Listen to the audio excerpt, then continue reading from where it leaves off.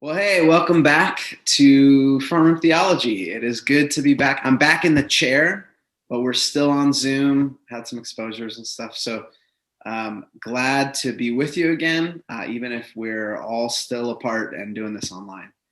But welcome. Tyler, it's been a while since we were together. So I just want to ask, how was Christmas and New Year's and how you doing? Yeah, it was good. There's been some exposures and there's been some just relaxing, did some ice fishing, which was fun. Honestly, just trying to keep my head clear, distract myself, and yeah, it's been up and down, but it's been. Good. Well, it's good to be back with you doing the front row Mhm. stuff.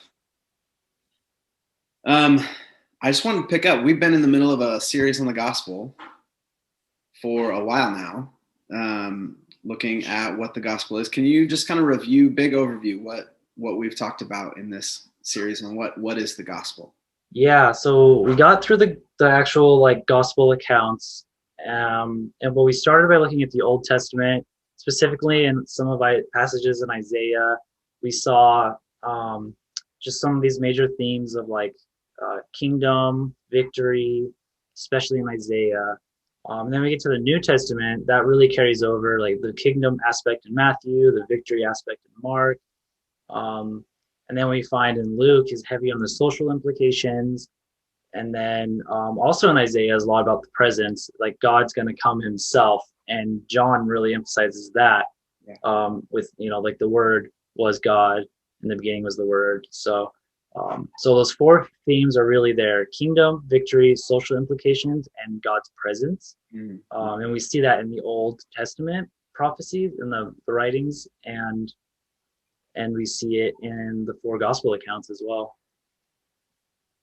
Yeah, very cool. So how would you, like, based on what we've seen so far, how would you put all of that together? Is there like a kind of picture or umbrella concept that kind of ties a lot of this stuff together for you? Yeah, and I think all four of these themes and everything you see, and when you read the gospel accounts, it all fits under the umbrella of Israel's story.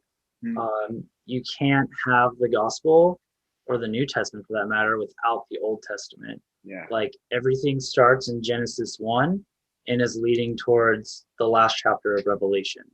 It's all one coherent unit and it all works together.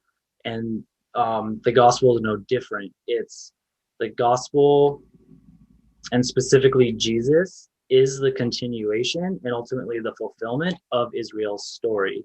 Mm-hmm. So you have to approach it from that mindset of like, it's not, Jesus isn't trying to break away from Judaism. He's trying to restore it.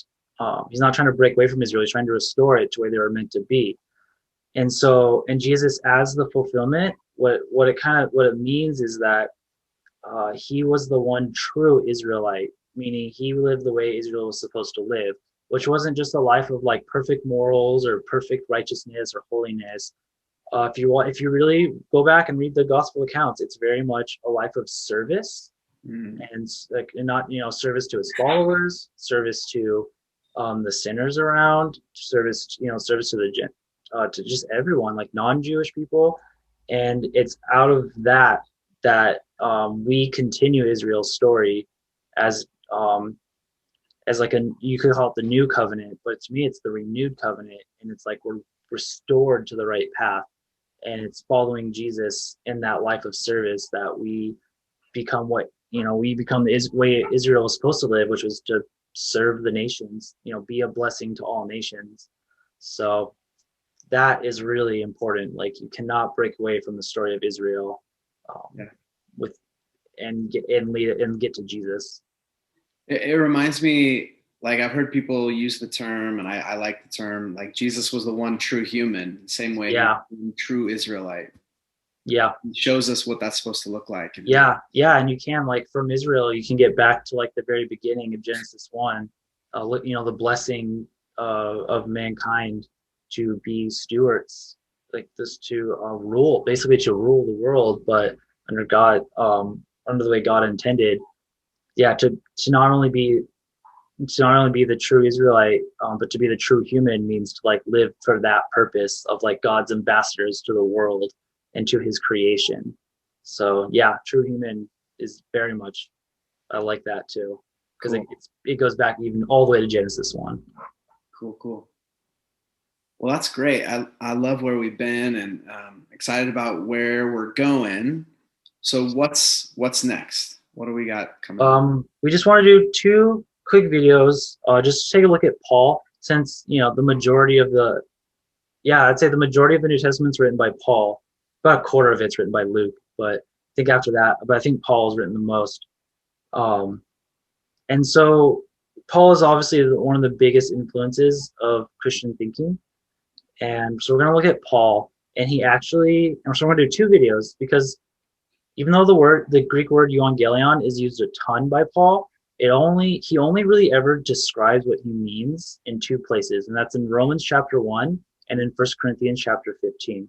So we're going to look at both of those separately in 2 short videos, just to give and it's going to really see how Paul is working under these 4 themes,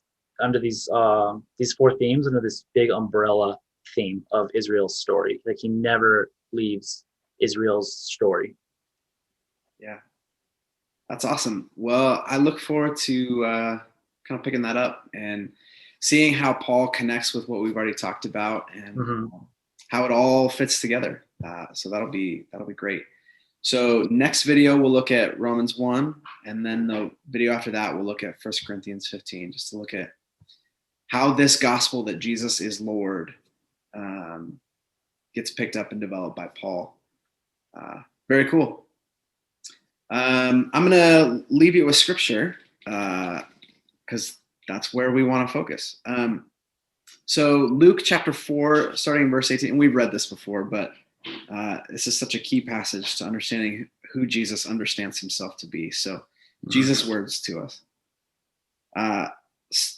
Luke 4, starting in verse 18. He says, "The Spirit of the Lord is on me, because he has anointed me to proclaim good news to the poor. He has sent me to proclaim freedom for the prisoners and recovery of sight for the blind, to set the oppressed free, to proclaim the year of the Lord's favor." Then he rolled up the scroll, gave it back to the attendant, sat down. The eyes of everyone in the synagogue were fastened on him. He began by saying to them, "Today, this scripture is fulfilled in your hearing." Jesus is with us. The Spirit of the Lord is on him, and because we are in him, the Spirit of the Lord is also on us. So that's what we've got for you today. So thanks again for joining us in the front room. Next time, be prepared for joining us to hear some of Paul's theology and his understanding of the gospel. So blessings, and we'll see you next time.